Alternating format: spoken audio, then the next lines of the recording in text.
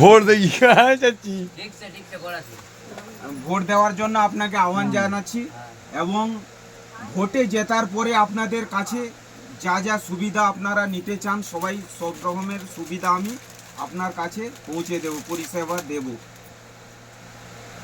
আমাদের নেত্রী মমতা ব্যানার্জি, আমাদের নেতা অভিষেক ব্যানার্জি, উনাদের যেভাবে ডিসিপ্লিন এবং আদর্শ নীতি পার্টির সেইভাবে আমি কাজ করে দেখাবো। আগামী দিনে পর্যায় দোকান বলে বি দেখাবে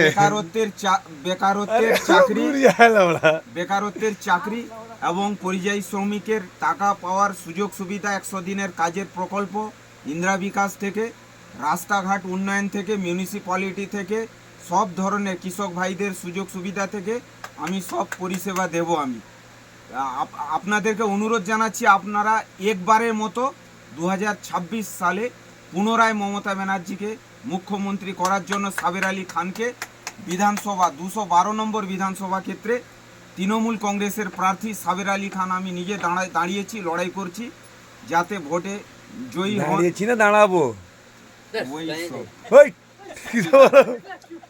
দাঁড়িয়েছি যাতে ভোট দেন, সেই হিসেবে আপনাদের কাছে অনুরোধ করছি। এই বলে আমার ক্ষুদ্র বক্তব্য শেষ করছি। জয় হিন্দ, জয় বাংলা। মমতা ব্যানার্জি জিন্দাবাদ, অভিষেক ব্যানার্জি জিন্দাবাদ। মাইক্রোফোনটা কার হাতে তুলে দিচ্ছ বলো।